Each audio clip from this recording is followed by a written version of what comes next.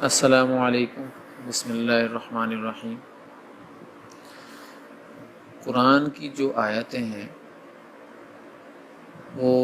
گلے میں لٹکانا یا بازو پر پہننا، یہ علماء حضرات فرماتے ہیں ٹھیک عمل ہے، لیکن اس کو ضروری سمجھ لینا یہ صحیح بات نہیں ہے۔ تعویذات کا یقین دل میں بٹھانا یہ صحیح بات نہیں ہے۔ تعویذ سے ہی سب کچھ ہوتا ہے، اس کا یقین دل میں بٹھانا یہ صحیح عمل نہیں ہے۔ حضور اکرم صلی اللہ علیہ وسلم کی ذات نے جو میرا اور آپ کا یقین بنایا وہ اللہ کی ذات کے اوپر بنایا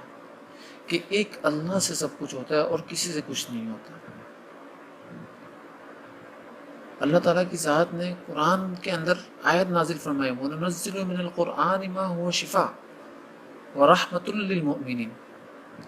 کہ قرآن کے اندر اللہ تعالیٰ کی ذات نے شفا اتار دی ہے۔ کئی دفعہ فرمایا ہدی و شفا کہ اس کے اندر ہدایت بھی ہے، راستہ بھی ہے اور شفا بھی ہے۔ اب ہم شفا کا مطلب یہ سمجھتے ہیں کہ گلے کے اندر کوئی سورہ فاتحہ کا تعویذ لٹکا دو تو شفا ہوگی، اور دکان کے اندر سورہ فاتحہ کا تعویذ لٹکا دو تو شفا ہوگی، کاروبار کے اندر کوئی آیت کا تعویذ لٹکا دو تو شفا ہوگی، معاشرت کے اندر کوئی آیت کا تعویذ لٹکا دو تو شفا ہوگی، میاں بیوی کے اندر کوئی تفریق ہو گئی ہے تو کوئی آیت کا تعویذ لٹکا دو دونوں کی گلوں کے اندر تو ان کو شفا ہو جائے گی، ان کی جدائی ختم ہو جائے گی۔ ان ساری آیتوں کا مطلب یہ سمجھ رہے ہیں۔ اور بھائی شفا کا مطلب یہ ہے کہ میاں بیوی کے بارے کے اندر جو حقوق اللہ تعالیٰ کی ذات نے قرآن کے اندر اتارے ہیں وہ اپنی زندگی میں لے کر آ جائیں، اس آیت کو اپنی زندگی بنا لیں۔ جب اس آیت کو اپنی زندگی بنائیں گے شفا ہونا شروع ہو جائے گی۔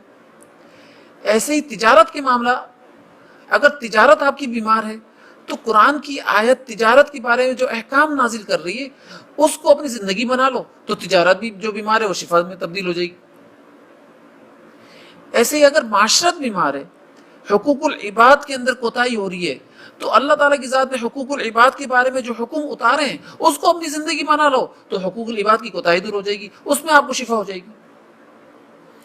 بچوں کی تربیت صحیح نہیں ہو رہی تو بچوں کی تربیت کے بارے میں جو آیت اللہ تعالیٰ کی ذات نے اتاری، جو احادیث مبارکہ آئی ہیں ان کو اپنی زندگی بنا لو، ان کو عملی لائن کے اندر لے کر آ جاؤ تو بچوں کی تربیت بھی صحیح ہونا شروع ہو جائے گی۔ کمائی کے معاملات، حلال کمائی کے معاملات صحیح نہیں ہو رہے تو حضور اکرم صلی اللہ علیہ وسلم کے ارشادات اور اللہ تعالیٰ کی ذات کی قرآن کی آیتوں کو اپنی زندگی بنا لو، آپ کے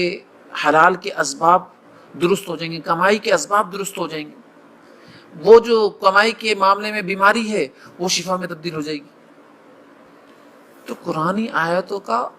مطلب یہ ہے، قرآن کا جو مقصد ہے نا وہ یہ ہے کہ قرآن کو اپنی زندگی بنائیں، ہم لوگ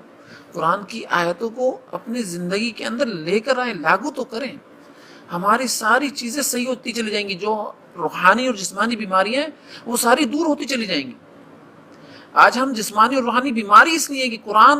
کی جو آیتیں ہماری زندگی میں نہیں ہیں۔ بس ہم قرآن کو یہاں تک صحیح سمجھتے ہیں اور پڑھتے ہیں کہ بھائی کوئی نیا گھر لے رہے ہو تو قرآن خوانی کروا لینا تاکہ گھر میں برکت ہو جائے، اگر کوئی دکان لے رہے ہو تو قرآن خوانی کروا لینا تاکہ برکت ہو جائے، اگر کوئی زندگی کے اندر کوئی معاملہ کرنے جا رہے ہو تو بھائی سورہ بقرہ پڑھوا دینا برکت ہو جائے، سورہ یاسین پڑھوا دینا برکت ہو جائے۔ یہاں تک بس قرآن کو یہ اپنی زندگی بنا رہے ہیں، باقی قرآن کی جو آیتیں اتاری گئی ہیں، جو حکم اتارے گئے ہیں ان کو اپنی زندگی بناتے ہی نہیں ہیں، اس لیے ناکام ہو رہے ہیں ہر شعبے کے اندر۔ اگر تعویذ لٹکانا ہے نا تو دل کے اندر اللہ کی ذات کی یقین کا تعویذ لٹکاؤ بس،